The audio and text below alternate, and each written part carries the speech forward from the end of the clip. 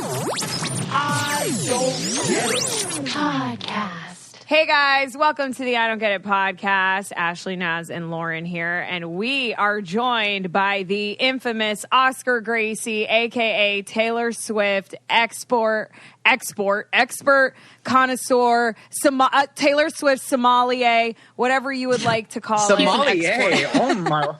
Oh my gosh, addiction. And he's here to break down Folklore because so many of you have been messaging all three of us and asking us to break it down. And I personally am super stoked because this is the one album I don't know much about. I don't know any Easter eggs, so I'm going to get it all right here from you.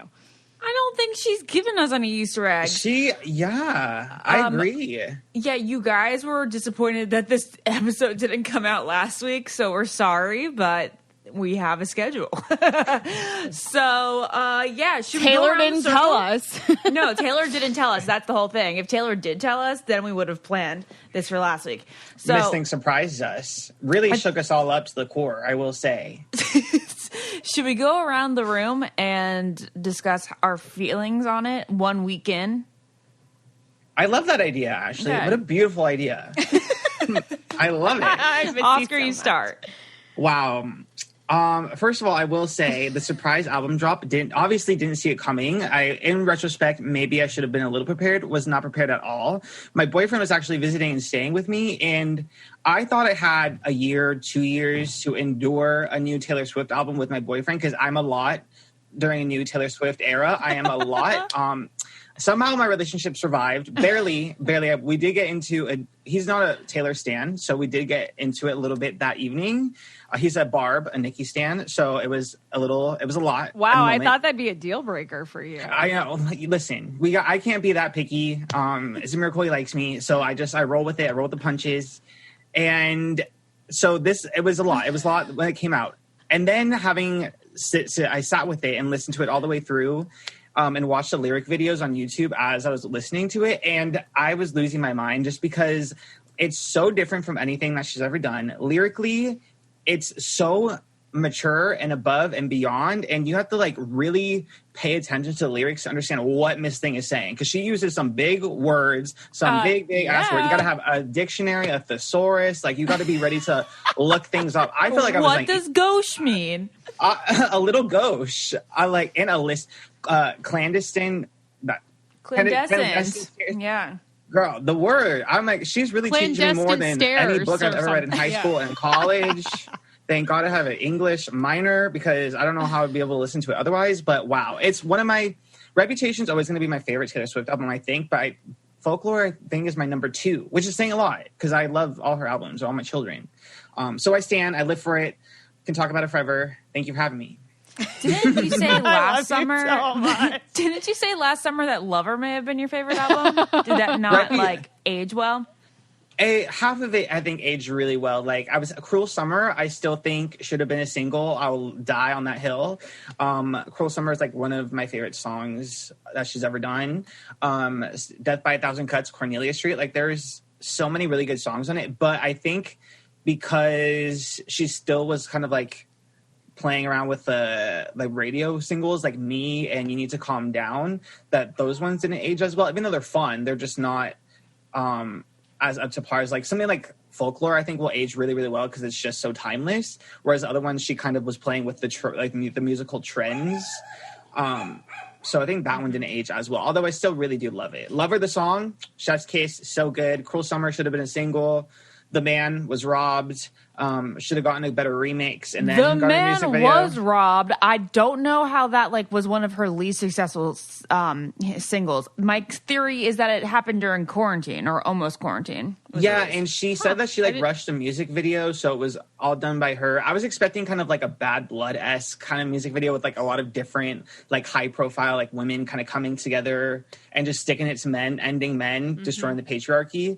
It was a cute video, but I think it could have been a lot more. And I think she could have also done a remix with getting someone like Lizzo or Meg Thee Stallion or Cardi to come on it, kind of like she did with Bad Blood with Kendrick. I think she really could have done a lot more. But I feel like she was kind of just over the era of Lover, and she was kind of dealing with a lot of stuff on to the next. I think what we forget is that Lover had so many songs. It was like a Drake album, you know? So, of course, stuff's going to get lost.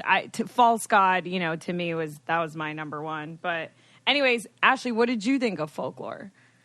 All right, well, Lauren and I think Naz is starting to have like a certain sort of way that we listen to the album. I don't like just listen over and over again wherever I am every time that I run an errand or just around the house doing like chores. I really sit down and I try to develop a relationship with the album. So I really like give it time and I try to go through it straight through a couple of times. So I'm not just like listening like to like track by, you know, like track, you know, like sporadically. So I can't even say that I've given it about 5 or 6 listens through at this point. I do really like it, and I like it a lot more every time I go through it. There's some on this album that I might skip through, which I don't know is typical. I think that because it's like a little bit more of a monotonous album, because it has the same tone all the way through, that there's a couple of ones. Yeah, there's a couple ones that I'll be like, okay, like this is my favorite, no ups and downs, so I'm going to skip through because no like crescendos. Me skipping this number doesn't really like affect the experience because I'm going to be on that same level the entire time. And but I have to say, and I said this last year with Lover, it's definitely the least relatable album in the sense that like it's poetry, like it is poetry. Because a lot of it isn't like cohesive storytelling. A lot of it is like symbolism. Yeah, I mean, so it's like almost not relatable to anybody other than Taylor. Because everything is like so specific and she used, I don't know, maybe I'm alone. There's of course relatable parts and relatable songs. And especially relatable lines. But as a whole, like each track, I can't find something to identify with. Does that make sense? Yeah, I think that does make sense. I mean, I honestly thought that you would relate to it because it has like that teenage love triangle. And I feel like your brand is dramatic love. Wait, you weren't even in a geometric square. You were in like an octagon? I don't even know what you were in. But I think if you go through the song, the lyrics, you might relate to it more. Like once you really start to break it down. That's funny because that's exactly what. Well, Ash, were you going to say something before I go? I was going to say the ones that are obvious, like love triangles and have that like whimsical feel, are the ones that I'm super drawn to, like Mirror Ball and like August and even Betty.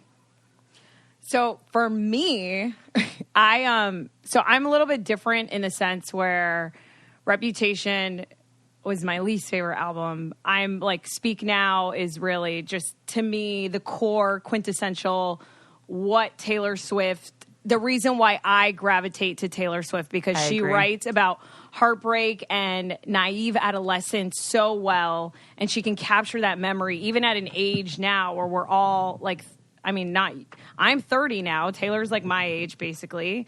Mm-hmm. And the fact that she can put together a song like Betty, I know that Betty is not the best song on Folklore. Right. However, it is my favorite song. And it's the Teenage Triangle, which Oscar will explain, are my favorite songs on the album, which I believe are it's August, Betty, and Cardigan. Yeah. Right? And But I love 7. So my favorite songs are those, 7, Invisible String. I didn't love musically or sonically, but the words to me were like, wow, the most incredibly written song. But so basically to sum it up, for someone that loves Speak Now and loves songs like Hey Steven and loves songs that create an image in my head and tell a story and make me relate to a feeling that I felt so much, whether it's like meeting a guy for the first time, the fact that Betty's written from a male perspective. We can go into this when we get to that song, I guess. But I loved Folklore so much because I got little bits of Speak Now and quintessential naive adolescence, which I think Taylor Swift does better than anybody else in the world and is why I love her. Betty sounds like it comes, I know we should probably do this later, but it sounds like it comes straight from Fearless. And for me, if we were going to go and crown our favorite albums, it would be Speak Now and Red for me. Yeah. And I feel like this is a sort of an adult version of Red. Yeah. Yeah, I love it. I agree with you, Ashley, because Betty to me was like my Hey Steven that I needed right now, basically. Mm-hmm. Yeah. Okay, right. So Lauren. My thoughts are like Ashley,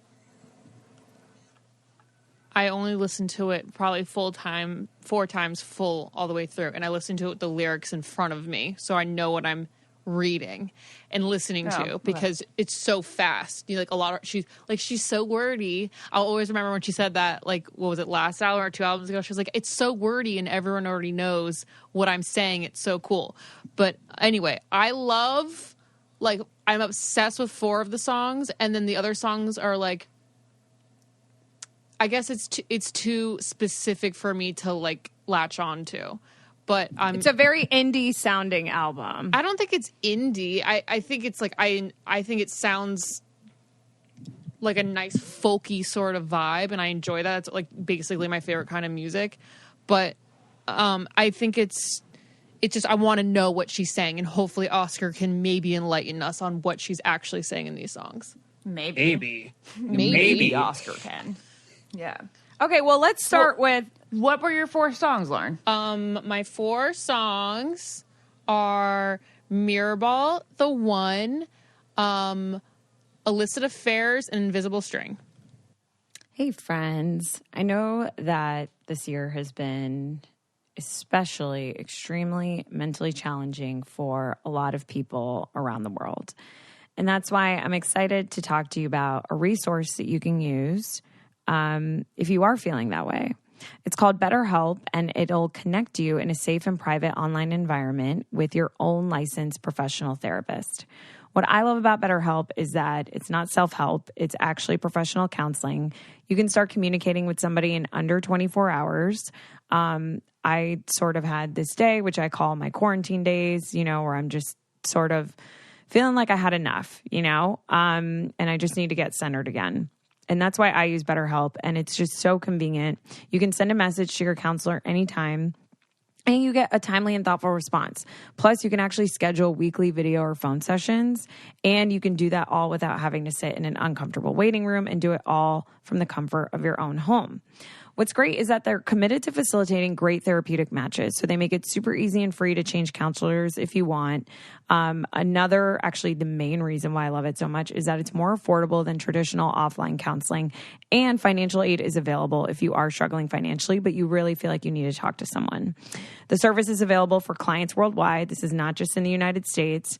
And they have counselors who are specialized in so many things, from anxiety to stress, relationships, sleeping issues, trauma, grief, family conflicts, anger, self-esteem, you name it. And anything that you share is confidential. So not only is it convenient, professional, and affordable, but if you don't believe me, you can actually check out all the testimonials posted daily on their website. I just have to say this is not a crisis line, but I just want you guys to know that so many people have been using BetterHelp that they are actually recruiting additional counselors in all 50 states. So if you want to start living a happier life today, as a listener, you'll get 10% off your first month by visiting betterhelp.com/getit. Join over 1 million people taking charge of their mental health. Again, that's BetterHelp, HELP.com/getit. Okay, well, let's start with the top, The One, which I actually didn't mention in my favorite songs, but to me, it's like The One is just up here as far as like everything you want in a song, most relatable to every human walking on this globe. So, yes. Oscar, let's start with The One, because that's a really powerful song for her to start off with. I feel like she doesn't typically start off with like one of her best as number one. Yeah, I think her track ones are always so interesting because they definitely like set the tone and they kind of establish like what the narrative of the album is going to be. So starting with The One, it's so good. And it's funny because I think a lot of people were confused at first about the album because it is kind of like a breakup song, and The One is very much a breakup song. And a lot of people were questioning like, did she break up with Joe? Like, what is that about? But I think that she, at her core, like you mentioned earlier, is so good at writing breakup songs and kind of, even if she's not going through the feeling, like we saw it with Death by a Thousand Cuts last album when she wrote it about a movie, she's so good about picking on these like little details about breakups and moving on and like lost love. And that I think will always be like her best skill set when she's writing about it. So I think that's what she kind of encapsulates in The One. And even though it's not like officially a part of like the love triangle songs, I think it kind of like fits into that narrative as far as like, you know, Betty, if it's from Betty's perspective, because we don't know. She hasn't confirmed, denied anything. Well, wait, can you go into that theory? Yeah, I've never heard this love triangle theory. So there's a teenage love triangle. Yeah, so there's a teenage love triangle that encapsulates like the three songs like we mentioned, and those are really the only Cardigan, Betty, and August are the only songs that we know pretty much for sure that those are like the different perspectives of the love triangle, and everything else we're kind of just like fitting pieces in and figuring it out as we go along. So The One is not. Why do we think they're connected, though? Is there, like, words that roll over? Yeah, listen to all three of them. Cardigan. No, I know. Okay. No, I know. I know that there are words repeating, but I want the audience to know that. No, it's not words there's repeating. Signs. What is it? What's the signs that we would think that these three are somehow connected? I feel like it's obvious. She said when this became like a thing is when the Cardigan music video was premiering, she was in the comment section responding to fans. And she talked about how she really liked writing from this like teenage love triangle perspective. So Cardigan, she pretty much revealed was part of that. And then you have Betty, which is pretty much really, really, it's specific and it talks about like that relationship in particular. And then going into August, it's from the perspective of the girl that James cheated on Betty with because it's like that summer fling, really short, only for a couple months. And then there's like these hints about like, it's a forbidden love, like meet me behind the mall, which we'll get into. Right. So those are like the love triangle songs. And then everything else is kind of like, it loosely fits into that, but it's not like a specific perspective at all. It's kind of like a mix of like these characters and Taylor and everything. Right. It's like this little mini movie she just weaved throughout this album. I think that's why I like this album the most, because I think people that really stan Taylor assume that, well, it's not, assume is the total incorrect word. I think she's just taken us through chapters of her life and written songs about it. So people maybe want to, I don't know. I think they just gravitate to the fact that the next song she comes out with is exactly how she's feeling right now. And I think we forget she's just an incredible singer-songwriter, and she can sort of do whatever she wants and go all over the place, and clearly wanted people in quarantine to have something because her Lover Fest got canceled. I don't know. I just feel like do you think, Oscar, that people... Do you think that it's possible that none of this connects and none of it means anything, and it's just like random songs that she wanted to write and put together? I think that you guys know that when she was younger, especially, like she was always obsessed with like writing stories. Like she wrote stories before she became a songwriter.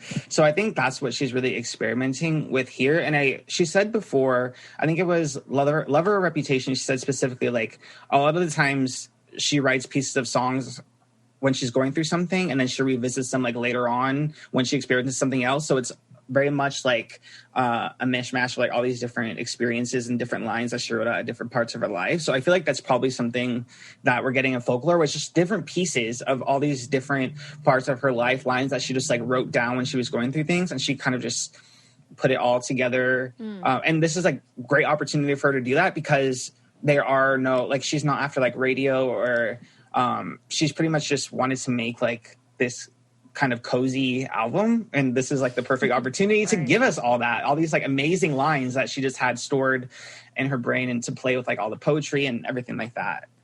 So is there a person that we think The One is about, or it's literally all of the guys in her life, or maybe it's just for us, the fans, to listen to and relate to? Yeah, I don't think it's about one specific person for her at all. I think it's very much like lines that she probably had written, and then when she's writing about like this teenage love triangle and that perspective, like lost love and moving on, is probably a lot of that as well.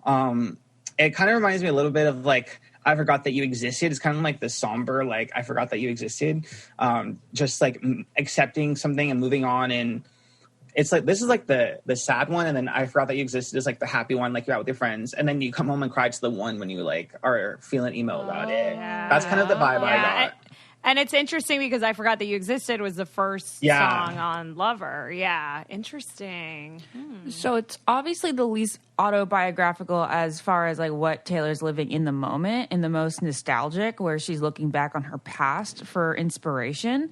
Do you think that a lot of these, well, I mean, like, she also admits that a lot of these songs aren't about her, right? And that they're about like other people and figments of her imagination. Yeah, and I think it's funny too because she's kind of been doing a little bit of that like throughout her entire career, but I think she really branded her albums as being like really autobiographical and dictating like the past, what happened in her life between like the album cycles basically. And it's funny that because we were able to like trace that through tabloids and stuff, but then now that she got a relationship, she settled down, she doesn't really like being in the media anymore. So now that we don't really have anything to go off of, like I feel like we all kind of chase like what's going on here. But really, I feel like she probably thinks like, she's 30, she's settling down with a guy. Like there is no like dramatics and all this. So she's writing about other people's stories. If her friends are coming spilling some tea to her, she's gonna write some of that in there. Yeah. Or past. Yeah, no, go ahead.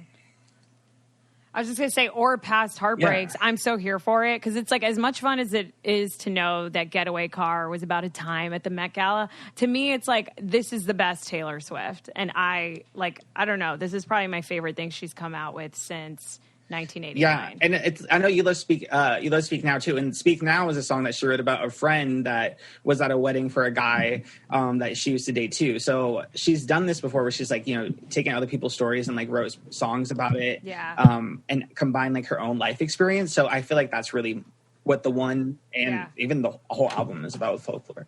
Yeah, the third person is what she kills. Yeah. What's interesting is that at this point in a lot of artist career is like the turning point for them, like kind of losing their songwriting skill, because they're like happy, content, they're in a relationship, like everything in their life is just still and good, and that is like less inspirational. Like you can like literally go back and look at like the great artists, and a lot of the times it's when they like get married, start having kids, that like you're like, oh, their music's suffering now. And heartbreak I guess Taylor is the greatest creativity. It is. And then Taylor is definitely using this time as an opportunity to kind of she's doing it well. Like she's able to channel other people and past experiences better than a lot. Well, which just, shows how talented she is. Just for the sake of having fun, can we speculate who the one would be about? Who do we think is the one that she would have had the most fun with if she didn't end up with Joe? I'll always say Harry Styles. Me too. I'm so glad you said that. I just fucking love Harry Styles. I fucking love Harry Styles, and I love Taylor Swift, and I would have loved for them to be together. Haylor was a beautiful time. I was literally thinking about this last night and then went to sleep. I love Haylor. I loved them together. It was short. It was sweet. We saw the little pics of them here and there across the globe. It gave me, Haylor really was a moment. It gave me everything I needed. It gave us 1989. Oh my God. Harry wrote some songs about her as well. Oh, it was a beautiful time in history, and I will always go back to Haylor. No offense to Joe Alwyn, but yeah, for me too, the one in my dream would be a little bit about Harry Styles. Okay, fun. Cool. All right, let's move on to Cardigan. Okay, so yeah, let's talk about Cardigan, because you touched, obviously, the first thing that we hear that's Teenage Triangle. So sort of just, explain the song to us and what you know about it.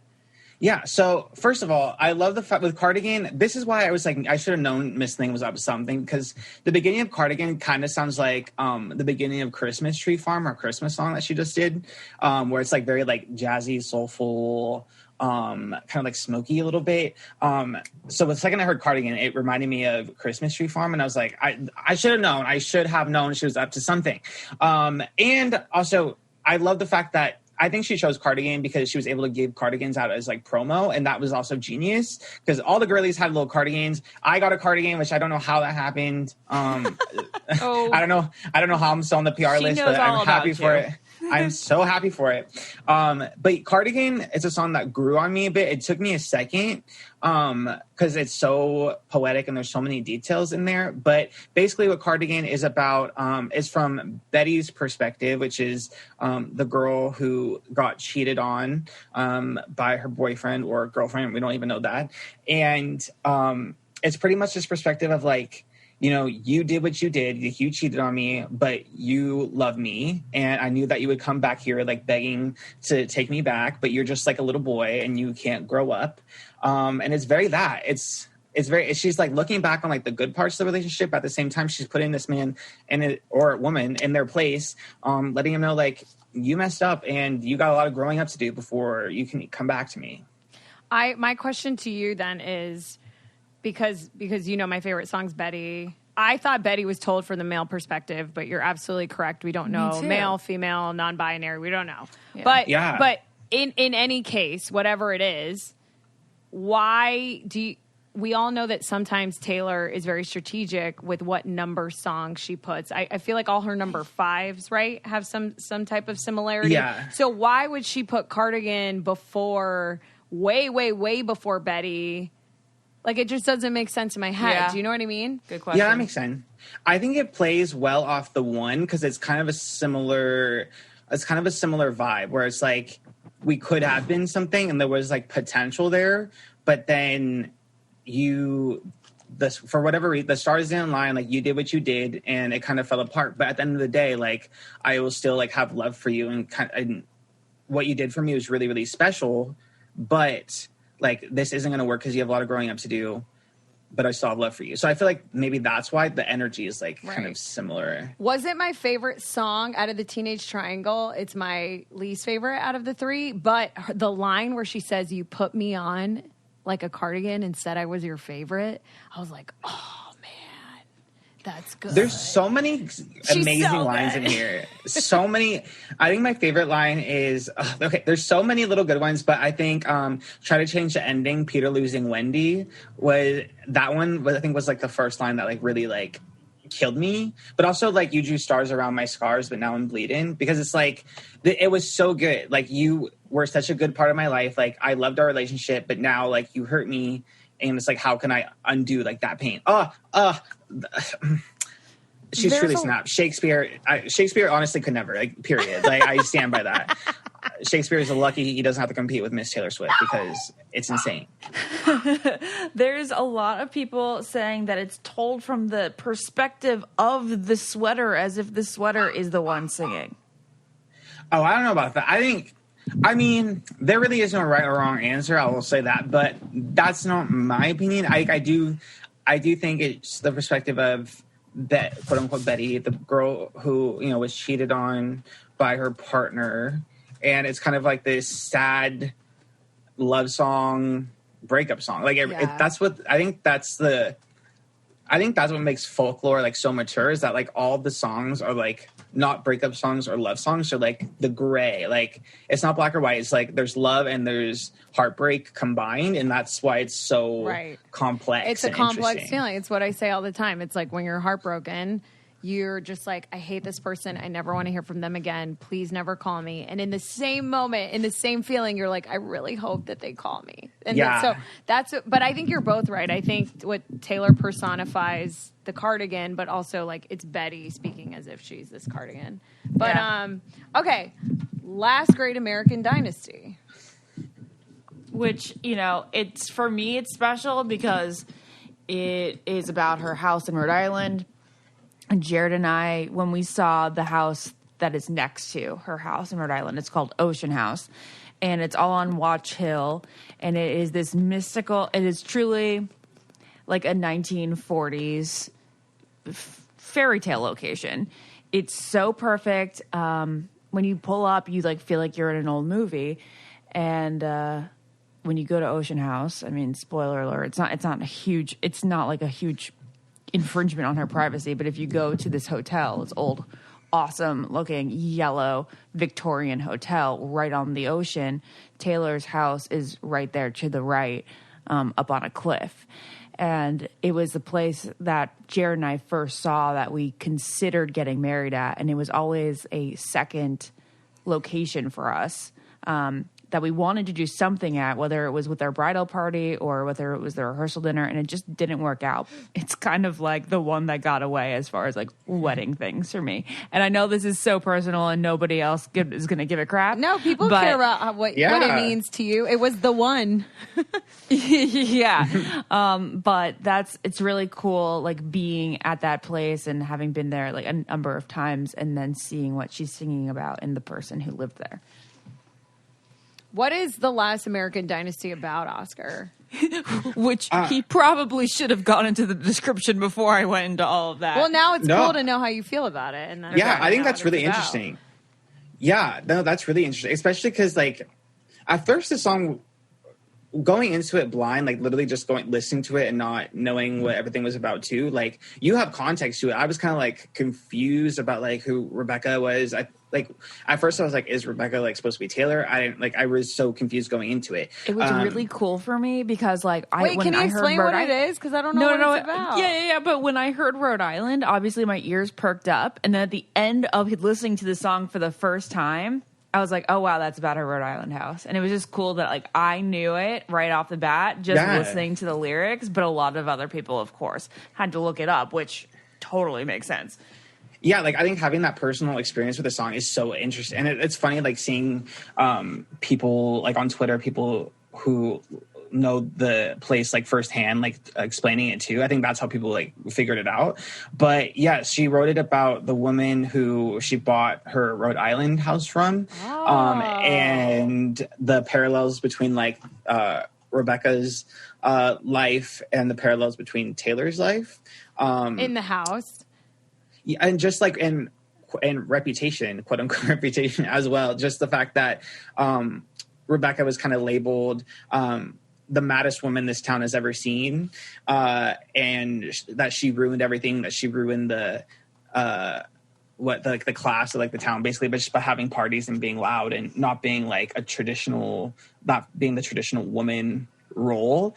And obviously we know that Taylor's like obsessed with that as well, like breaking the traditional gender stereotypes and gender roles too.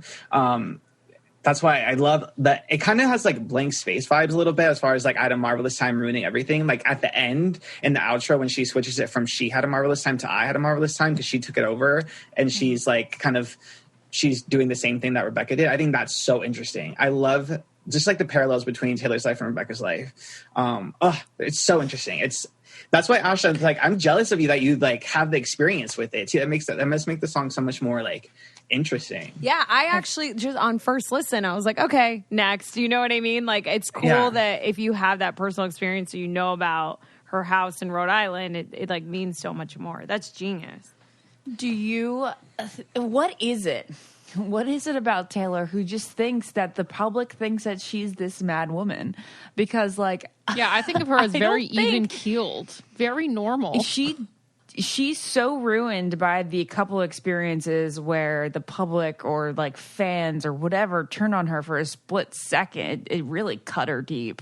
I think she's probably.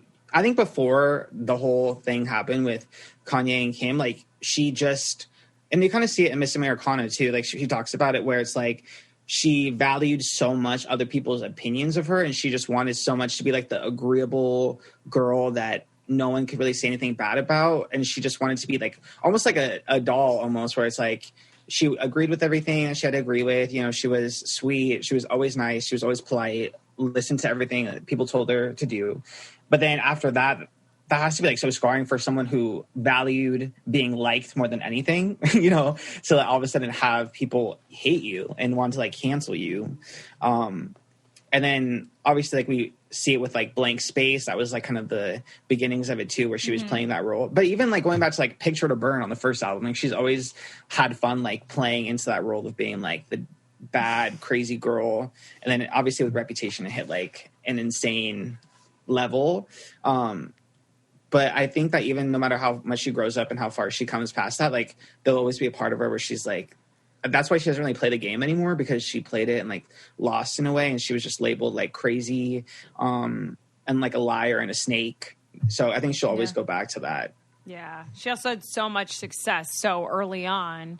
and she's managed to reinvent herself every single album, that it's like, it must be so daunting to have to outdo your own self every year. That's You true. saw in Miss Americana when she didn't get nominated for Reputation, my heart dropped when she was so upset. She started crying and she got the phone call, because I'm such a perfectionist, and I was like, oh my God, that must be debilitating for her. Like, to put your heart into it and always, you know what I mean? Just always have to outdo yourself. That seems so miserable. How are the album sales on this? It's under Lover. I think it was like almost 840,000. So it was only 40,000 under Lover, and without like any promotion or like singles or pre-rollout. Like, it's really, really good. It's the best-selling album since Lover, and it's the best-selling album of the year. Oh, wow. And it broke a ton of records. Yeah, it made her the first artist to debut an album on the top 200 and a single on the top 100. She's the first artist in history to do that. And no, it was literally word of mouth. Like, you woke up one morning, your friends told you it was coming out, nothing was out there, and then it's like, boom, you got it, you listened to it a million times, and that's it. That's Taylor. I love that. I love when artists do that. Yeah. It's so fun. What's her highest selling album? I think it's still 1989. I think rightfully so. Rightfully so. That's what I figured. Yeah. Yeah, it was That a really put her perfect in a mix different of level. pop, but Taylor, you know? Yeah. That was great. Okay, Exile? let's talk about Exile, because I was like, wow, I can't believe she did a song with Bon Iver. That's her first song with him, right?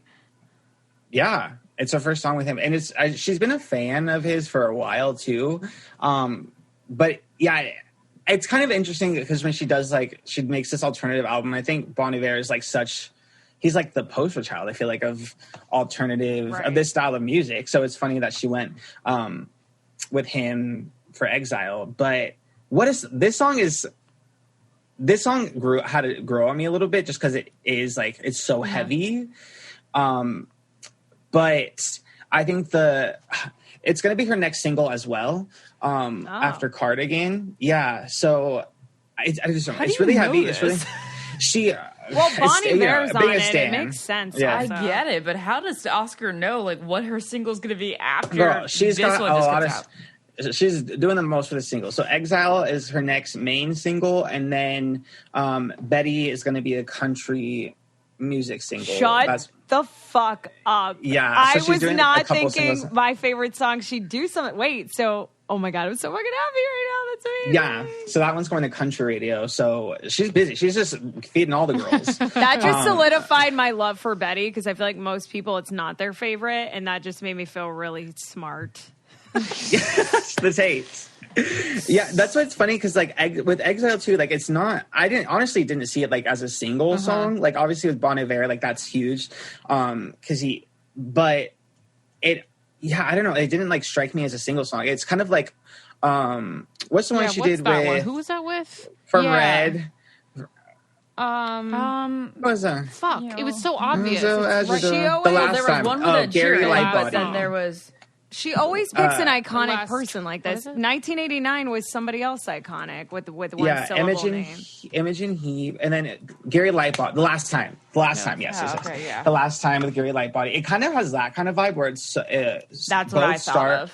Yeah, like they both starting with the guy, and then it's like really dark and heavy and like ponderous, and like the exchange like back and forth, I think is really interesting. I yeah, love the sound of this song. This Yeah, song I really like is this. so dramatic, and like there's so much feeling behind it. Yeah, and I like the back and like once they start going back and forth with It's each like other. a Broadway show. Crazy. It's like you're Yeah, standing it's behind so him, and then theatrical. you're singing, and then you're singing. I need to give Literally. this one a second, or not a second, but like another listen, because you guys like it so much. I didn't take to it, and I was bummed because I love Bond. Yeah, Yeah, It it's wasn't probably my one. It least wasn't one that I favorite. wanted to play again. You know. Yeah. Oh, it's one that I get excited when it comes on. Oh, really? So yeah, I'm that's like, this one. That's actually the next one on the album, which I didn't even mention was my favorite, but is one of my complete favorites, and it's My Tears Ricochet. That's like one that I play over and over and over again. Same. Yeah, I literally the same. Exile's one that if I skip any, I skip Exile probably just because it is like so. It's just heavier. It's not one that it's probably my least favorite on Folklore, but it's not really saying much because I think all of them are like my number 1 or 2, and then Exile. So if we're gonna go, are we gonna go to My Tears Ricochet? Because every time I listen to this, I think I don't understand what's happening. I love it. I don't understand. Thank you, Lauren. I love it, but I don't know whose funeral am I at. Let me tell you, because this. But you guys admit it's like so musically. I love it, but I feel right? I feel dumb when I listen to it because I don't understand what's happening. Yeah, me too. I can't figure it out. I'm like, wait a second. It's just a classic, like, he loves her, hates her type of situation. Wait, let Oscar talk. So what's interesting about this is, like we mentioned before, the precursor, like it could be a combination of like a lot of different people, experiences, feelings, but this one is really, really pointed at Scott Borchetta and with the Scooter Braun situation. Because there's a lot of lines that kind of point to the betrayal that she felt with Scott Borchetta's deal with going to Scooter. And it's kind of funny because at first there is like a lot of talk about like a love and relationship, but she doesn't specify like what kind of love or relationship that was. Like this could be very much like, she's been with him since she was like a teenager. So it was a man that she really trusted, like a mentor. It was a partnership, a business partnership, but there was still like a lot of love there. So there's a lot of little lines that like point to it. So in the beginning, like, if I'm on fire, you'll be made of ashes too, because she lit up the second she caught wind what Scott was doing, she exposed it. She had the stands like go after them. She was like, okay, well, if this is going to be taken away from me, then girl, we're going to go down in flames, period. Like, will cause a mess. Before we get super deep in it, can you just do like a small synopsis of what actually happened between them? Oh yeah. So with the Scott Borchetta owns Big Machine Records, and that was Taylor Swift's record label. I think she signed with him right off the bat. That was where she released her debut album, going up into Reputation. And he discovered her back in Nashville when she was like performing at a bar. So she grew up with him. They went up together basically, because it's not like Scott had any other big name talent on the record label. It was a small record label that they built up together, and they built this legacy up together. But then Taylor ended up leaving Big Machine and going with Republic Records. And with that deal, Scott Borchetta ended up selling her masters to Scooter Braun, who she has like a lot of history with. Okay. And she thought of it, I guess, a big betrayal, basically, because this is a man that she grew up with and like she trusted. She like helped build up his company, and then having like her life's work basically be sold. And like, her reasoning to leaving him was what? Basically, she wanted to own her music, and the only way that the only way that she would be able to get her masters back is if for every new album she released under Big Machine Records, she would get the rights to another album back, basically.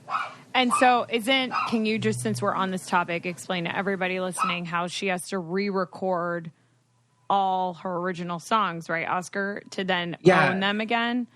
Yeah, so she is basically going to re-record and re-release her discography from debut to Reputation.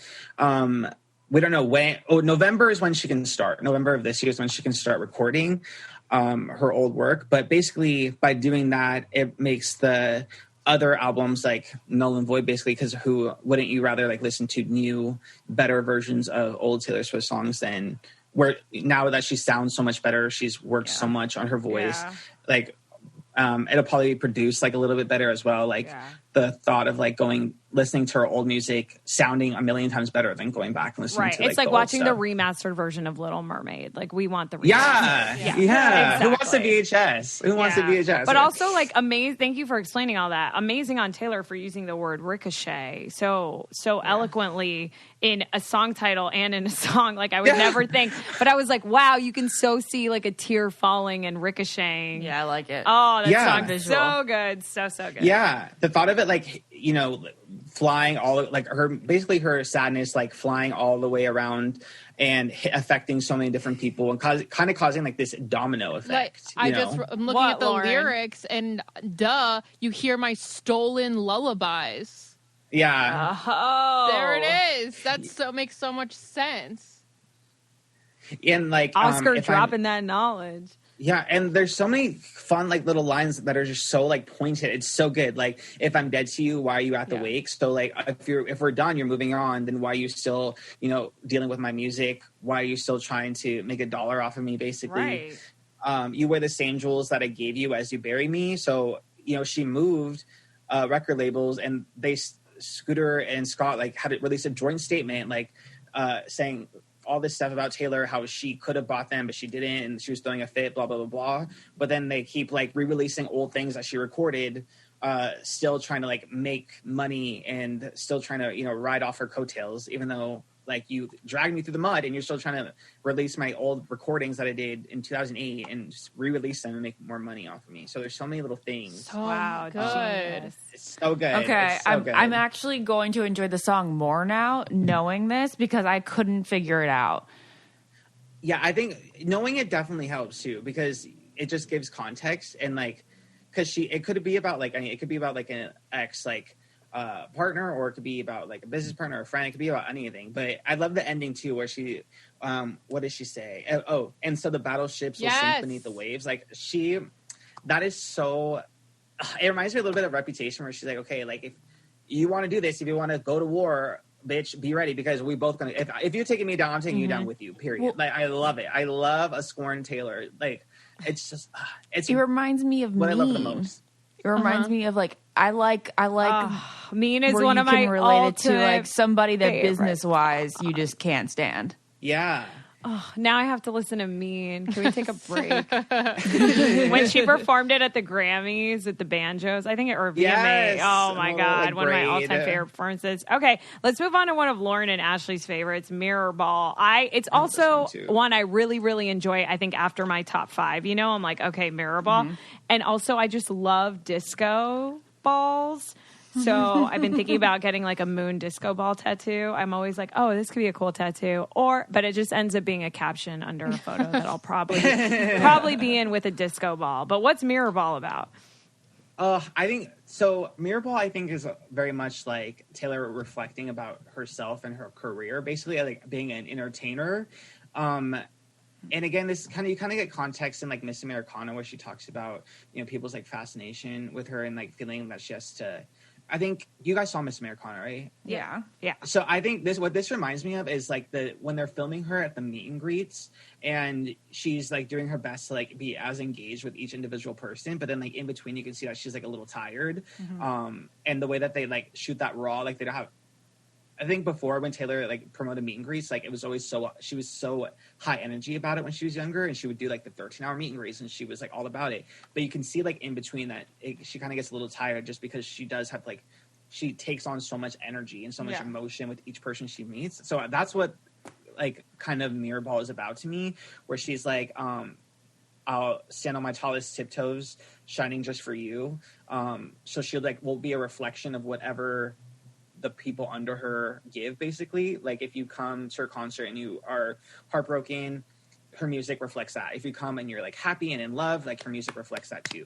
I love it. That makes so much sense. Amazing analysis, because again, I love the sound of this song and I love some of the lyrics, but I couldn't figure out like if she was talking about herself or a guy. And I guess my problem is I'm always thinking she's thinking about a guy, and she probably isn't anymore. No, she's so much more mature now. It's like she's grown up, and there's so many things that have happened to her that she wants to put out and put into her music. And I think like towards the end too is when you really get that. And it's really bittersweet too, because you kind of see like, even though she's the Taylor Swift, like I would die for her in 2 seconds, like she still has these moments of like where she doubts herself a little bit, where she's like, I'm still a believer and I don't know why. I've never been a natural. All I do is try, which I think really sums up like the beginning parts of her career too, where she like really, like we said earlier, just put on such a show to like be agreeable and be likable, have everyone like her. I'm still on that trapeze. I'm still trying everything to keep you looking at me, which I think talks a lot about especially women in the music industry who always have to like have pressure to like reinvent themselves and to dress up Wear and have the those outfits, shiny and the choreography. And men can literally just stay the same. Yeah, and no one thinks anything of it. No, it's insane. Yeah. I do want to mention this is the first song out of the next, I think, 5 that she did with Jack Antonoff. I just feel like that's relevant to share because sometimes I like notice when Jack's worked on a song with her. Yeah. Now that he has for so long, as opposed to when he hasn't. Yeah. There was one song. Very I think what was it? It was. Was it Hoax? Did he write Hoax? I don't know who wrote on Hoax. I can Google it. I think. I just know that from Mirrorball, 7 August, This Is Me Trying, and Illicit Affairs, which are the next 5 we're talking about, it was her and Jack. Or no, I'm sorry, 7 was not. 7 was not Jack. Oh yeah, 7 was Aaron Dessner. Yeah. Okay, let's talk about 7 though. So 7 doesn't. I don't feel 7. I can skip 7. 7 to me is just. It may even be better than August. I love 7. Is one of the ones that it's kind of confusing at first unless you like really like listen and look at it, and then even then like it's still kind of confusing now. I know that a lot of fans have taken it as kind of like a queer song almost, because it's like when you're young and you kind of have feelings for your friend basically, but you don't really know what those feelings are. Like you just know like you really love this person, or that's kind of like what it encapsulates. So a lot of fans think like it's kind of like a girl having a crush on her like friend who's also a girl, which I think it's really interesting too, because and all the ones about the love triangle too, all the love triangle songs, like it's not really clear if it's if it's a homosexual relationship or a heterosexual relationship, which I think is interesting. Right. But there is a line where she talks about you don't have to hide in the closet. So I think that's where a lot of people are getting like that imagery of being. You know what? Yeah. I think completely opposite. I think people. That's just what sort of the narrative's been ever since like her and the Carly Kloss thing came to light a couple years ago. And I personally, Oscar, I feel like a lot of people maybe assume that. To me, I felt like this song was her being a little girl having a friend that maybe doesn't have a great family life. Your dad is always mad, and that must be why. Or I think your house is haunted. Your dad's always mad, and that must be why. And her not realizing when she was little, like, how shitty it was for this experience, like, for her friend, where she says, like, the greatest part of the song, please picture me in the weeds before I learn civility. I used to scream ferociously anytime I wanted. Yeah. No, I agree with you too. Like, I mean, that's what's so interesting about it, is it can be interpreted like any way. Right. Initially, like, I think my interpretation probably lies more with yours too. Like, it's pretty much just looking back at this like nostalgic like childhood time, and I think again like there's kind of like a theme she's talked about before, like innocent or never grow up. You know, where it's like when just being young and having the innocence before like before you lose it, basically. And it kind of just encapsulates that. And that friendship too, like being an escape for her friend who doesn't have like the same upbringing as she does. It's one of my favorite songs too. Like, it took me a second to understand, but sonically too, like the beginning of it. Oh, this song's so pretty. It doesn't even sound like Taylor. I thought it was somebody else singing. I don't know who, not Lana, but I mean, we all hear Lana a lot in this album, don't we? Yeah, because it's it's very a la Lana. Yeah. It's definitely autobiographical, though, with the trees being the Christmas tree farm, I would say, and then Pennsylvania, because that's where she lived before Nashville. I love the haunted reference. Yeah. Speaking of the haunted reference, there is a lot of, I think that word has been thrown around in a couple songs on this album, and it kept making me, like, throwing me back to Haunted on the Speak Now album. Yeah. And I was like, I wonder if there's like any sort of connection she's trying to make, or am I looking too into it? I think, I feel like it's probably just a like coincidence, because she does like use a lot of the similar words in her writing. But I forgot where she said this like for the last album too. I think she knew that a lot of the fans really loved Speak Now. Like on Tumblr, she liked a lot of posts about people still standing like Speak Now, and that being like people thinking that's her best album because she wrote it herself. Well, it is. It is. Yeah. It is. So she's seen like a lot of people like all that respond. That's not an argument. No, I'm just kidding. So I kind of think she had some of that Speak Now vibe. Bro, if she gave me a whole album like this that was like more like a shit ton of Bettys and Augusts and Sevens, I think I would cream. Because August is very also again quintessential Taylor, like vibes of Speak Now, some 1989 vibes, a little more mature, but like August, Ashley, Lauren, you guys have to love August, right? Or no? August is my favorite. Oh, it is? Yay! Yeah, it's my very favorite. It's so funny because people say August, the month, is the Sunday of summer. So I kept thinking about that line when listening to this song. I love that. Yeah, that is very much vibe. Yeah. Just about being like pretty much the end and just having to accept that it's coming to an end with like this sipped away like a bottle of wine because you were never mine. Who's this song about? I mean, this one is just to me the most personal. I feel like all of my little romances before I met Jared were very August based. And there's this one line. Hold on, I have to type it in. You can talk, right, Oscar, now. Tell us about this. And I know it's part of this love triangle with the teenagers that you were saying in that theory. But I also feel like it's very, very much to me, possibly in my head, about John Mayer. Oh, it could be. I mean, that's interesting. Nothing's not possible, I feel like.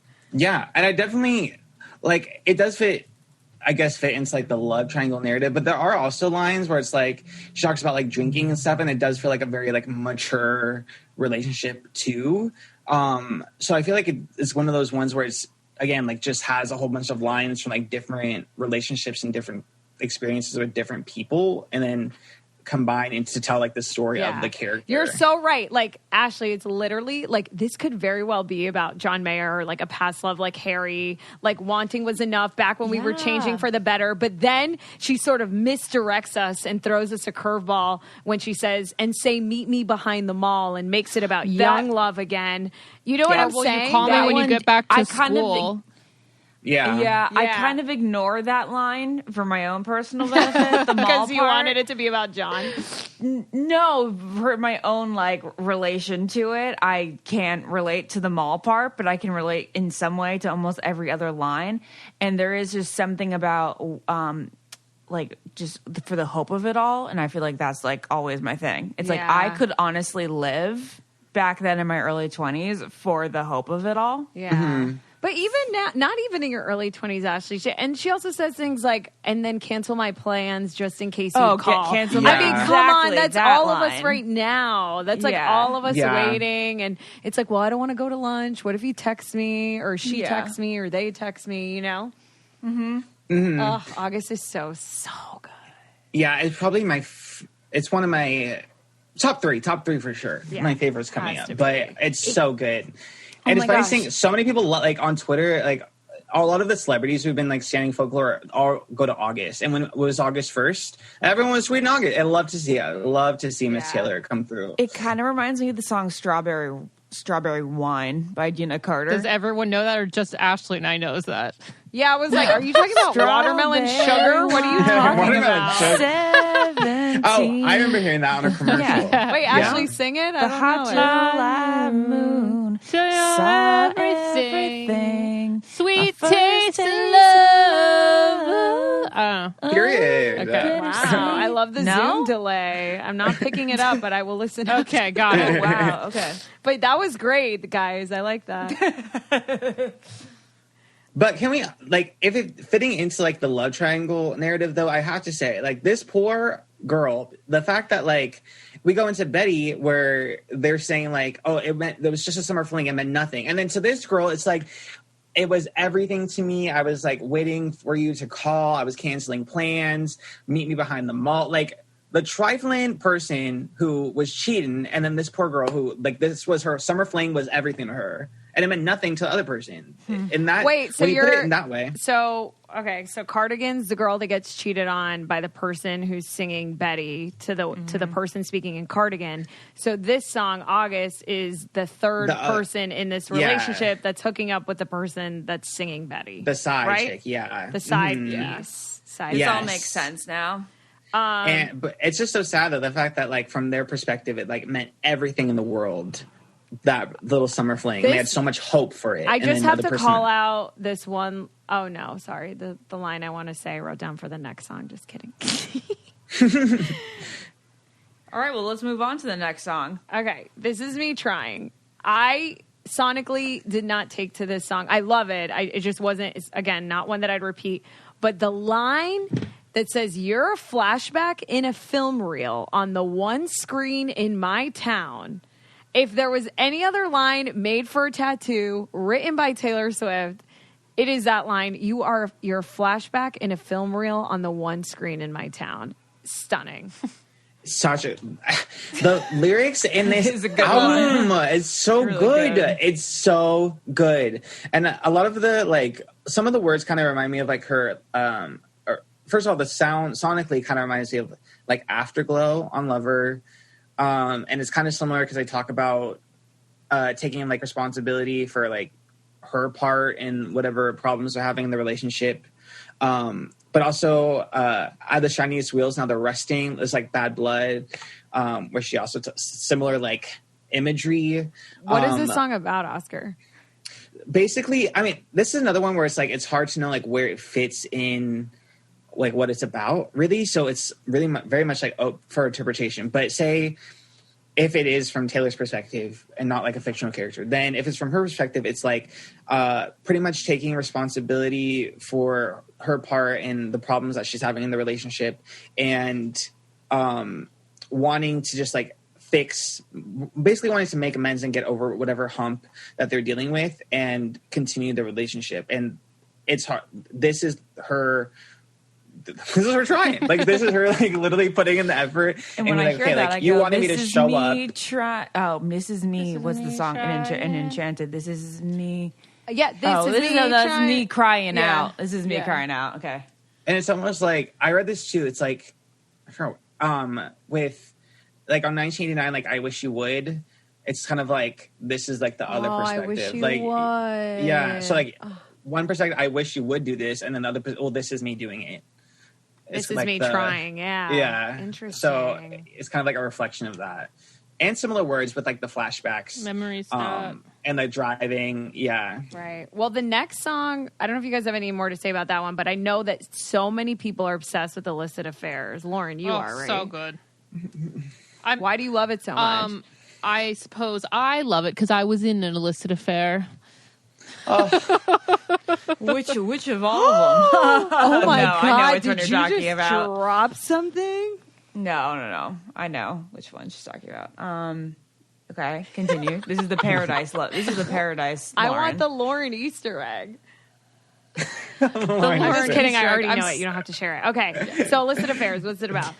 This is took a second for Illicit Affairs to grow on me too, but now it's like one of my favorites. It's like God tier on the album. It's so good. Again, don't really know where it fits into like the narrative. It kind of fits in with like similar to August being like the other woman, where you're the other woman in an affair, and she's listing like all these little details about it, about the affair and what it's like to live like that. And at first it's really new and exciting and like hot, but then it definitely loses that after a while. Then you just like feel sad about it because it feels like there's an expiration date on it, basically, because they feel like you can't really go on forever.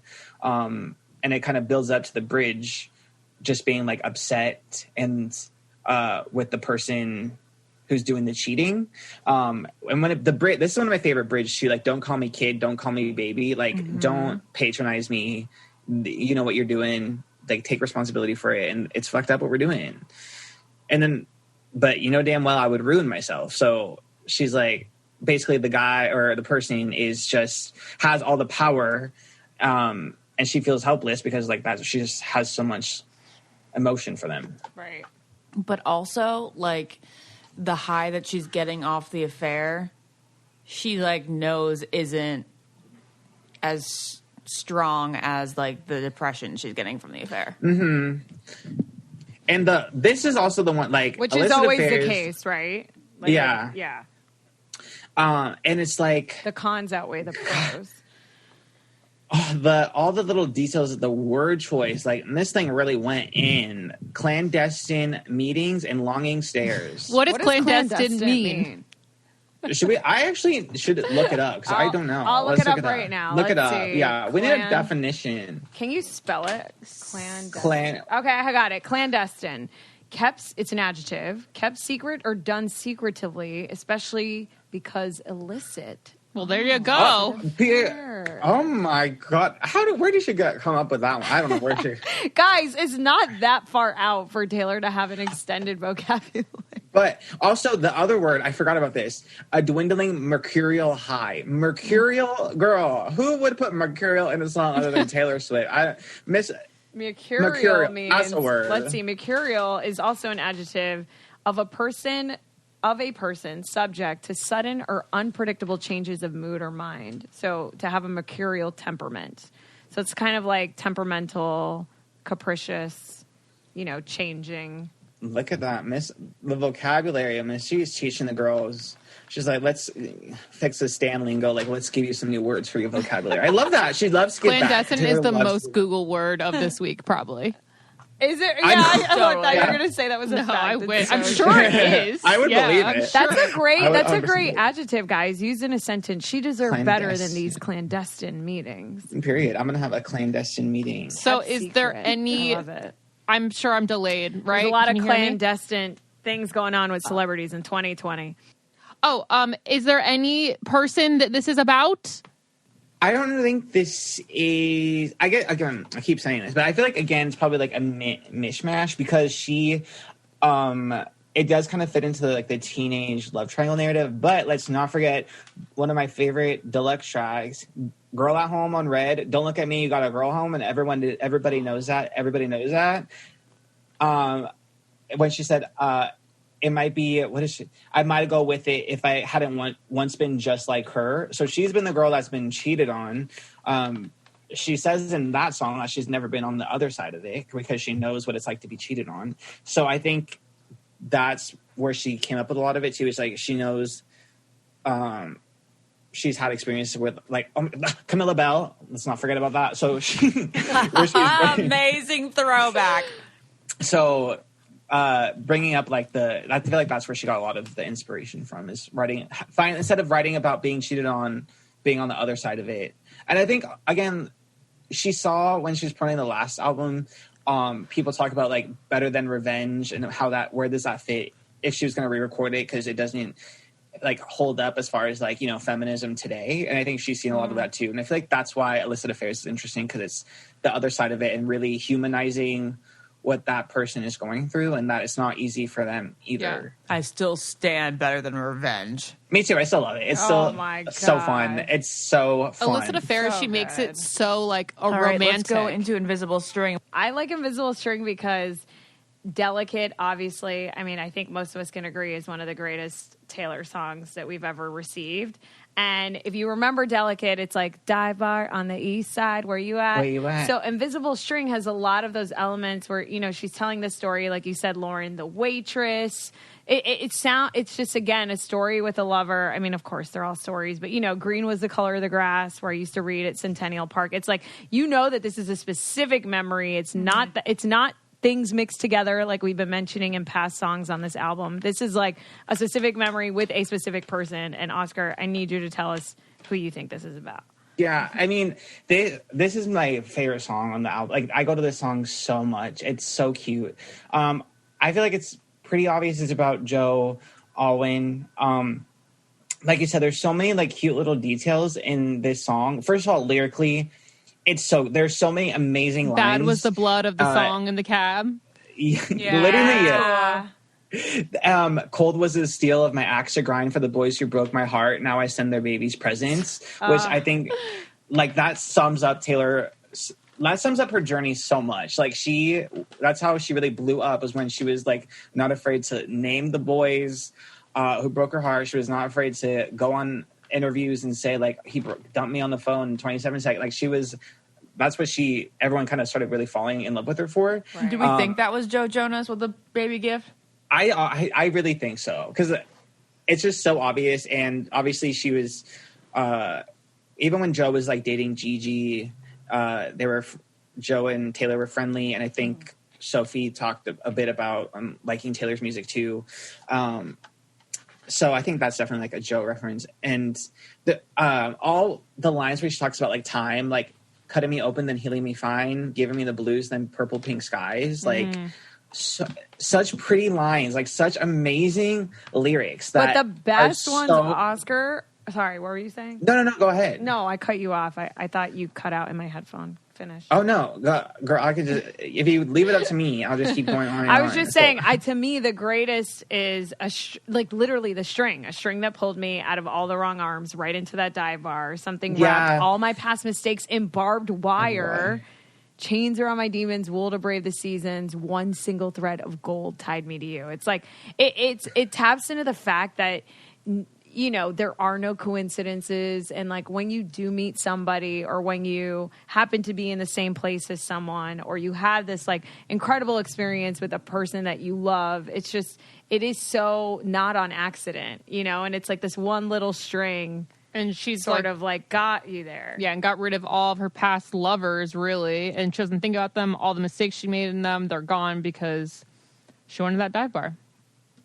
Mm-hmm. And I think like it just has like such an overwhelming feeling of like peace, like just being so at peace with like your life. And like she finally has this like grace and acceptance of like everything that's happened to her, all the people who broke her heart, all the times where she spoke up where she didn't have, or she didn't speak out when she should have. And she just knows that like all of this was for a reason. And even this album, what this song feels like to me is like this album can sell like 100,000 copies and I'll be okay with it because I am happy. Like that's what this song like feels to me, like just peace and happiness and acceptance.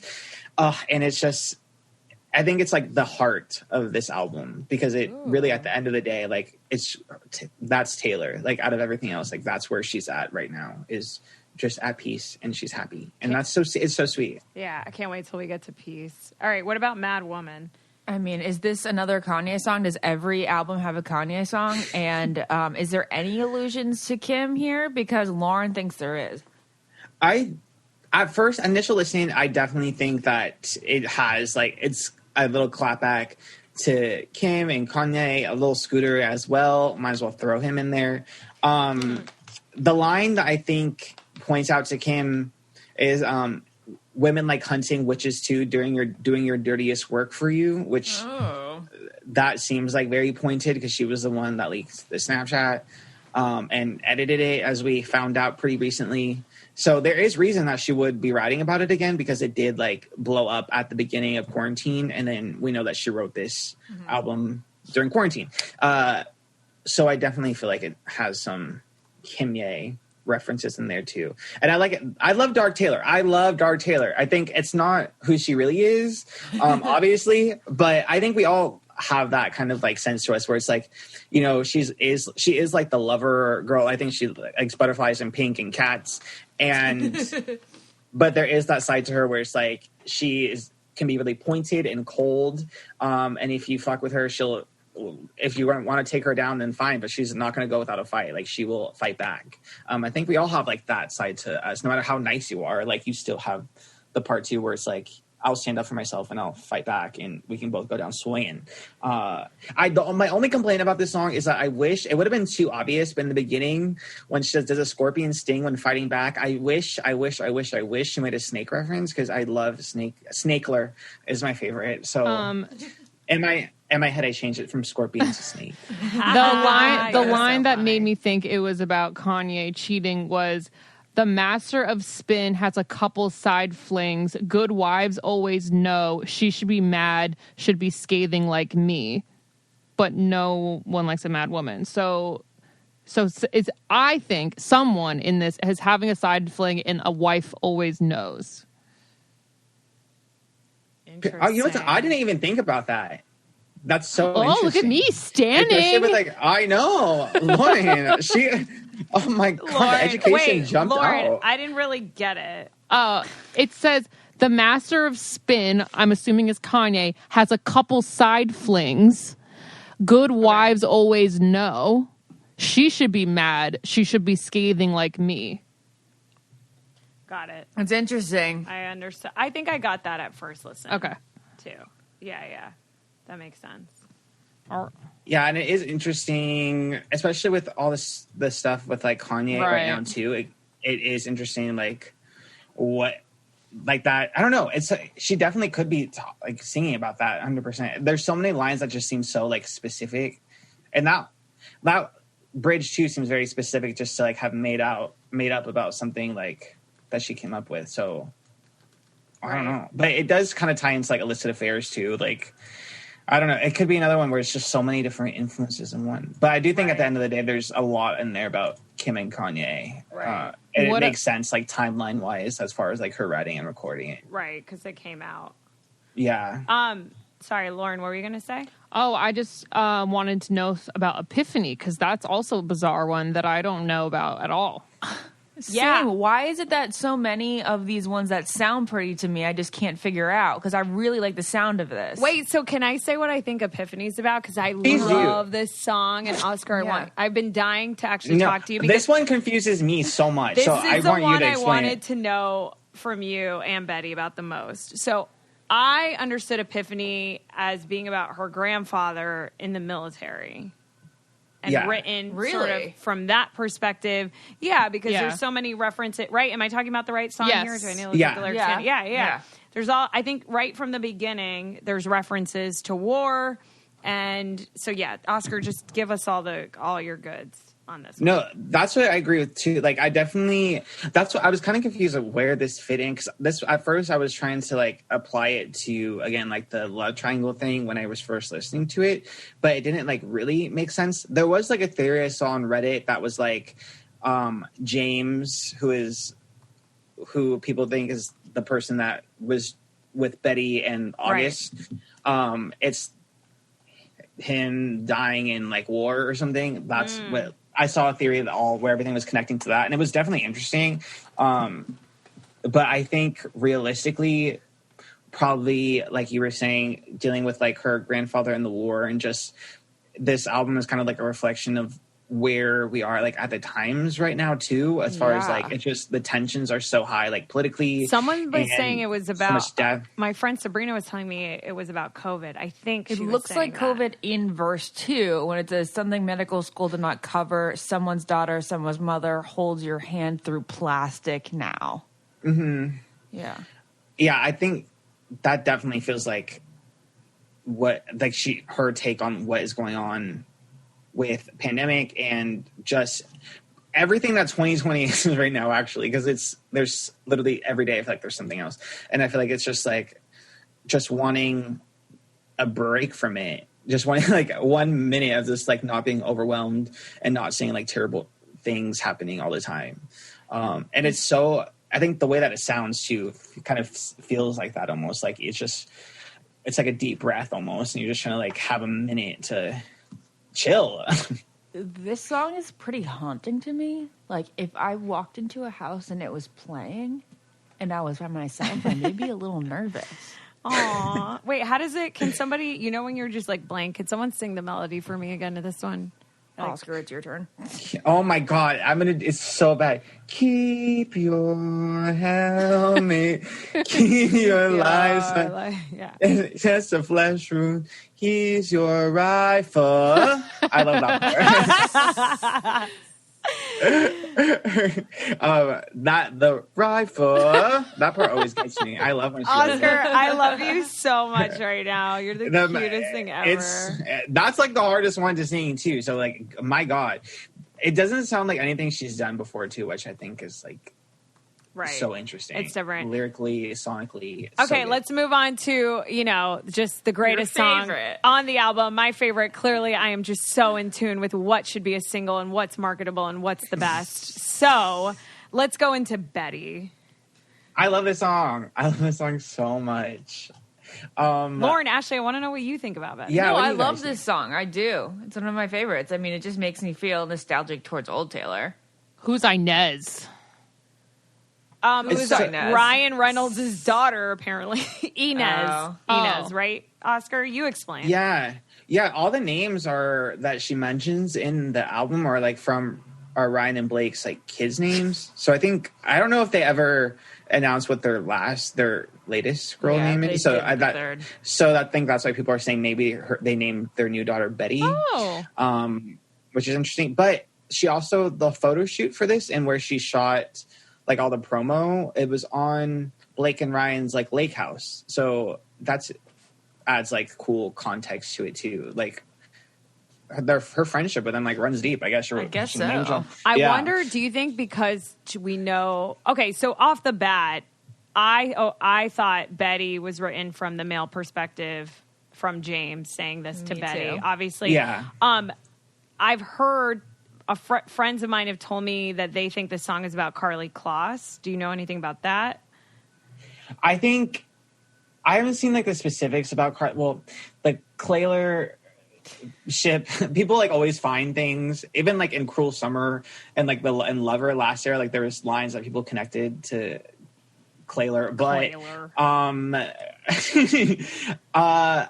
I know that not like the listing no pronouns like means a lot to like a lot of people too. Like a lot of people are excited about this being played on country radio specifically because it very well could be like a queer song. But yeah, initially That's too for me, like powerful. yeah, and it's almost like people were kind of comparing it to like Girl Crush when Girl Crush was playing on country radio because like I think that was the first song in a while where it was like a kind of like a queer song. But yeah, like initially to me too, it's kind of similar where I thought it was like from the male perspective. This trifling whoever, male or female, they're trifling, they're horrible because it's like it's what comes after August. In August, obviously we got from that perspective, just being in love and with this like fleeting summer love, being the other person in this love triangle. And then they go to Betty's house and saying like it didn't mean a thing. I slept by them all summer long, but all I thought was you. And it's like, you're a scoundrel, whoever you are. Yeah. James, boy or girl, you're a scoundrel because you're putting Betty through it, and Betty and August are going through some things, Right. But yeah, I think it is very much like it. The way that she tells a story does remind me of like classic, like Fearless Yeah. Taylor, where it's like really linear, and it's just like Yeah. it's just like train of thought almost. I also feel like you may be spot on, or maybe the people that believe this is a queer song may be spot on because James and Inez are the names of Blake Lively and Ryan Reynolds' daughters. Mm-hmm. So I don't know if it's like two women, but yeah, I just stand by what I say. Instrumentally, it just sounds so Fearless Speak Now that to me this was it. Mm-hmm. Mm-hmm. And I just the way that it builds to the like going all the way through the song into like the outro and going back to like Cardigan, standing in your cardigan, kissing in my cardigan, stopped at a streetlight, you know I miss you, and that literally all that just connects all the way back to Cardigan, where it's like I knew you would miss me, dancing under streetlights, but you didn't. You had some growing up to do, and now you're gonna chase my shadows through grocery lines. You think you're gonna see me everywhere. You tried to change the ending, so he tried to fix it, but he can't, or they can't. So just the way that this all connects back to Cardigan is so interesting. This gives me, and it makes me appreciate it more. This makes me so much more excited to listen again because now it all makes sense and I can see a story in my head. And I'm sure a lot of people listening are like, thank God. Yeah, it really is so fun to get all like the details. Betty to me is the fun, like when sometimes I just want songs to put makeup on for, even if it's just in quarantine or when you're just doing your makeup or you're cooking something or you're showering and it's like it's just the best song for those things. Yeah. And I love it when she just said, or would you tell me to go fuck myself too? Like the fact that she's dropping F-bombs here in a Mad Woman. Love it. Love to hear it. Love to hear it. Okay, so I don't know if I love to hear it. It's not because I have a problem with Taylor using those words. I think that's totally fine. They just sound not right.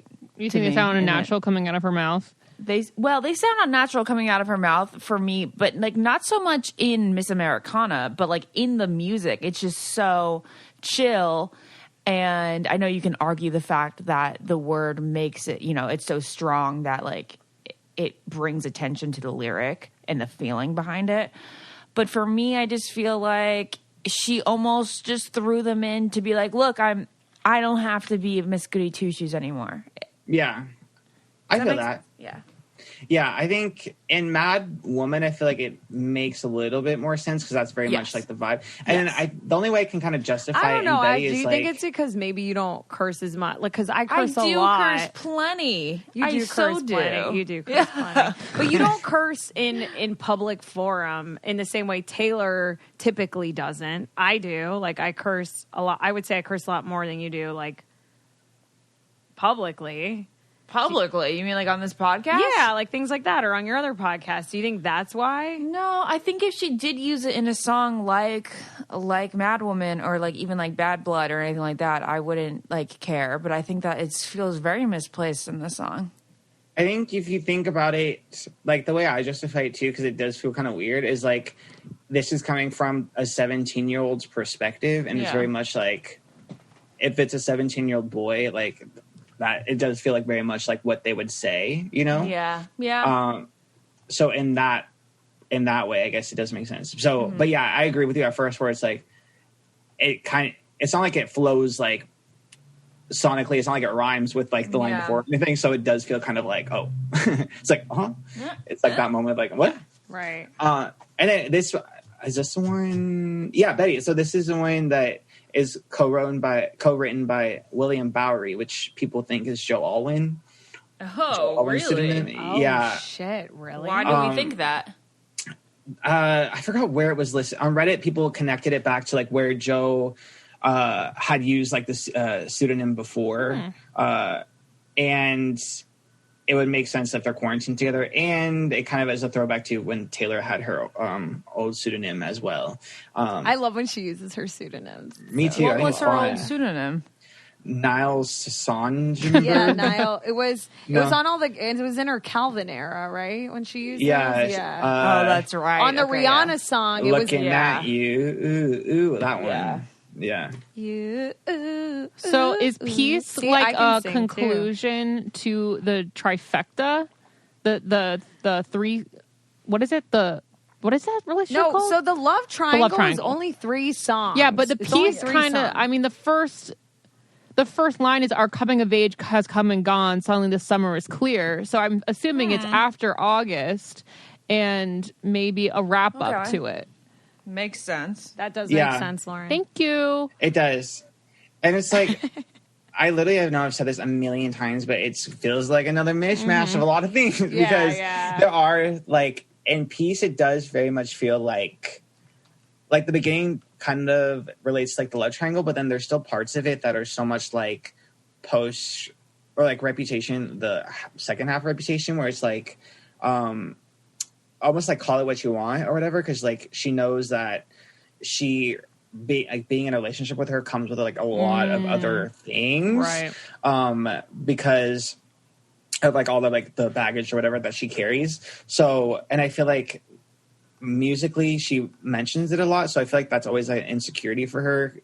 As far as like, if you're in a relationship with me, touch me and you'll never be alone. Like from Ready for It, just the idea that everything that comes with dating her. So like it's hard to find peace when there's.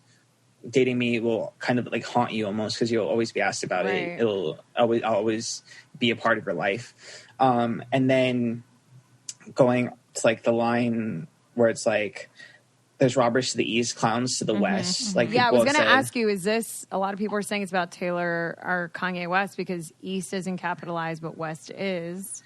And it's like, I think I saw too, it's like, on the West, Kim and Kanye are in the West Coast in LA, but then the East is like Scooter. And they're robbers. The robbers are in the East. They took her masters, and then clowns to the West. Well, I'm not going to say that, but Right. Interesting. I absolutely love Peace. I think it's Me just too.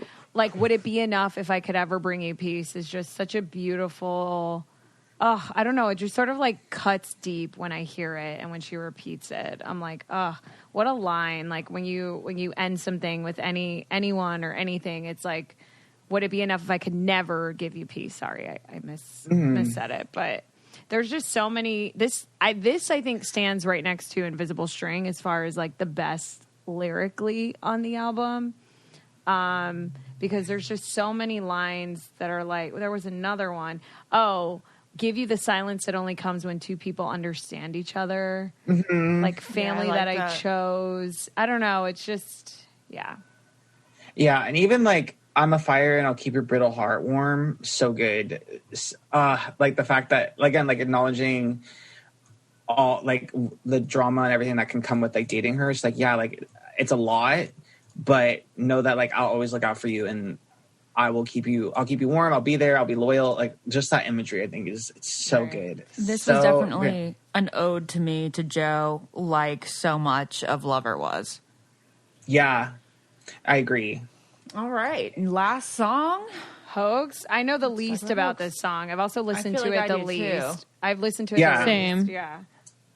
Yeah, this like Hoax it's like another one that's like, it's kind of like Exile to me, where it's like it's really, really heavy. I like it a little bit more than Exile. I think it's like, and this is like the first album in maybe ever where she like ends on like a song that's not sweet and optimistic and like lovey. Yeah, almost, like New Year, right? Or like yeah. But are we gonna get a clean on Folklore? Are we gonna get another album or another song down the line? Yes, it comes out in like a week, correct? Yeah, the 7th. Oh, a couple on the 7th. The Lakes comes out. Oh shit! We should have done this after that came out. Isn't it just one song? What is it? It's I think people. There's some like lyrics that came out because some like outlets got a advanced copy of it, and it seems like a love song. Some people were speculating like if she hints that she got engaged in it. I heard that she was pregnant in it. That's what I've heard on the TikTok circuit. Yeah, there's like I honestly don't think she would, if she got pregnant or engaged or anything. I feel like because of everything she's been through, I feel like it would just be dropped like after everything's done. Like I feel like she wouldn't say it until she was married, and then she'd be like, "Yeah, I got married." Like, I know that's why it doesn't make as much sense for it to be a baby or an engagement. It makes sense for her to just be like, "Oh, hey, by the way, I'm married." So let's say if she was pregnant, she would pull a Kylie Jenner then and just wait for the baby to come. I mean, at this point, she probably could because she's been in quarantine for like 6 months. I don't think she's pregnant. I think she's married. Yeah, anything I would say engaged or married to be, but yeah, it's the Lakes will be interesting. And she also talks about, there's like a line, and I know we're like skipping to Lakes, but I'm really interested for that one because there's like a line in it where she talks about like having it not be on Twitter, or so, like she literally mentions like something not being on Twitter, which I think is funny. Like the fact that it's so like specific. That one will be really interesting. But also like the deluxe tracks on any of her albums haven't necessarily been like a part of like they've just been extra. Like even I always when love they're singles. them so much though. Me too. Clean is one of the most underrated Taylor Swift songs of all time. I think Clean may be my favorite. I think Clean is on the regular album. Yeah, exactly. Clean was the deluxe on 1989. No, Clean's 13. Oh, it is? Yeah. New Romantics was the deluxe. Oh, you guys are so right. Number 13. But New Romantics was good. I know, Lauren, he knew. I know. New Romantics was the bonus track, and then ours on Speak Now was like New the other Romantics. one. I did not like that New song. Romantics. Oh, I love New Romantics. Why do you think she releases them? Yeah, what is Hoax about? Okay. Oh yeah, so this is like the only album that ends like on a sad note, and I think like I feel like this one isn't autobiographical, or like I feel like Invisible String is where she's at, and then that's why like Hoax kind of stands out so much because it goes back to just being like really, really dark. Where even in Cardigan, where it was like a bittersweet song, or The One, they were both bittersweet. Like there was still like optimism in it and knowing that it was done and like moving on, whereas like Hoax is just like dark, and it's just like this relationship is like done, and it like hurts, and there's so much pain, and it's like just a toxic relationship, and there's so much like that. It's just like not a good situation to be in. So it's weird. Like it really sticks out on this album because of how dark it is. I feel like it's the darkest song. Can we pretend like it's Calvin Harris? I guess so, because like there's a lot of like, let's see what some of the lines are like. My clip son that says broken me down, my twisted knife, my sleepless night, my winless fight. Like that does kind of like bring out though, and she never really written a song about Calvin really. So the fact that I feel like it would kind of make sense as far as like those feelings of just being in a relationship. Never like, written a song about We got songs about Calvin on Reputation, I thought. I guess she like in Getaway Car, she like mentions him. She mentions him, you're right, but it's more about Tom. Wow. Mm-hmm. Very interesting. Which people thought that was like, I know the girlies were like, hell yeah, Calvin does not even deserve a song. Wait, Oscar. So now I'm thinking, it was such a long relationship. Guys, now I'm thinking most of the songs on Folklore are about Calvin then. I kind of forgot about Calvin. She had these all written in a drawer and busted them out. And brought all these lines. Yeah, like that would make sense if she had all these lines written and then... I got to think about that and listen to it again now. Because even though they were together for like a long time, that was like her first like really big public relationship, like the way that it ended. A long time. It just ended so, like, I feel like she's probably really, really hurt by the way that all that went down. I mean, obviously, if that's how Look What You Made Me Do started with in the music video, that, like, that was, like, a really big hit for her to take, I think. And I think that's why. And then she met Joe, so then I feel like Reputation kind of shifted where instead of being a breakup album, it was, like, my breakup with the public and then falling in love privately, almost. Yeah. Mm-hmm. So Calvin didn't really get any songs, period. So after all, everything he put her through, I never trusted him, never trusted that man. So in conclusion, Folklore's all about Calvin Harris. No. I'm just kidding.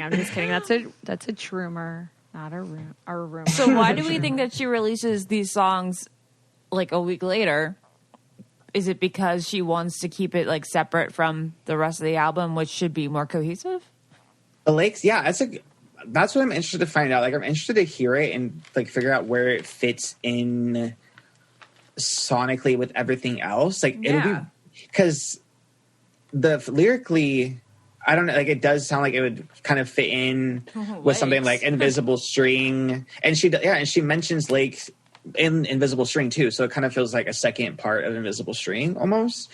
And she names, I think she named the deluxe or something like there's a reference to like the Lakes on her website already too, so it's like interesting that she saved it for a deluxe track. Can you do you know where she had this photo shoot with like the trees and everything, because it's so cool? Yeah, it's Blake Lively and Ryan Reynolds like lake house in New York. Why are they like best friends? Yeah, they're like really, I think they're closer than anyone like realizes, but I think they're both, I mean, they're all like so low key about private stuff, so I feel like it's just so on the low, which is cool because I feel like before she was like very Oscar, do you know how they got close? Because I am very interested to know that story. I actually don't. They've been close for a while because I remember she was like the Tom Hiddleston when she was sitting on Tom Hiddleston's lap and then Blake was sitting on Ryan's lap, like 4th of July photo when they were dating. So it's been since like pre-1989. That makes me feel like it was like a Met Gala encounter connection. Because Blake's a Met Gala staple. Taylor's, obviously always and invited. New York, that makes a lot of sense. Yeah, I feel like that must be like where it came from. And then they've been so close ever since. And then obviously like Blake's daughter was on the beginning of Gorgeous, so right. Oh yeah, they're close. Interesting. Yeah. Wow. Any other tea about Taylor and Carly Kloss or anybody or Selena or anyone that we should know about this year? I mean, there's the thing, like, this album was such a surprise, and I think that, like, it'll be interesting to see, like, where she goes from here. I think she definitely knows that people have been wanting this sound from her since she did, like, Safe and Sound for the Hunger Games soundtrack, because it's very, like, similar. Right. And I think the idea of, like, releasing this now, it'll be interesting to see, like, if it's almost, like, redemption Grammy-wise, because she's been kind of, like, shut out from the Grammys the past 2 albums, and critically it's doing so well. It's like her best reviewed album ever. So it'll be interesting to see like what happens to the Grammys. I think that'll kind of bring her back into being a front runner. She's she listed this album as alternative. So, and then she's releasing Betty to country radio. Right. And then she's releasing Cardigan and Exile to adult contemporary pop. So she is coming for a lot of genres. And it was interesting because she was so upset when she wasn't nominated for Reputation, as we saw in the Miss Americana documentary. But to me, I'm just kind of like, does Taylor care about Grammys, or does she just care about putting out what she wants to put out? She shouldn't care. Sort of like That's Lady my Gaga, opinion. you know? Like, I don't, there's some artists that don't care and they're like, this is just what I'm going to do right now. I think she doesn't care anymore. I don't think she cares as much anymore, but I think she cares about being recognized for her songwriting.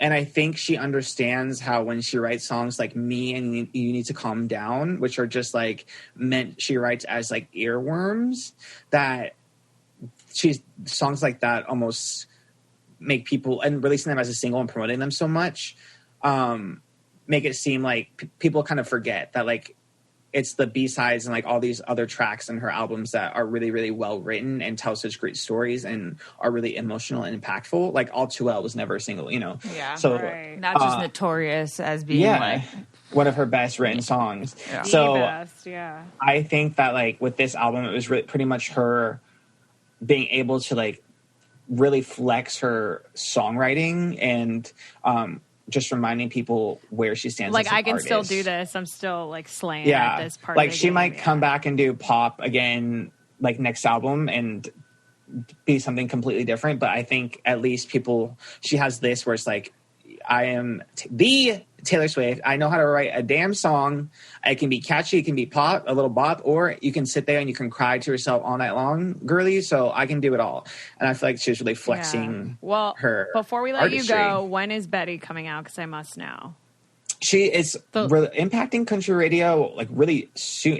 I think maybe like this week or next week. It already is charting on the country chart, and it wasn't released yet this past week. So I think this week or next week it's releasing a country radio. Yeah. So she has a couple singles at the same time. So it'll be interesting. I don't know what's going to happen.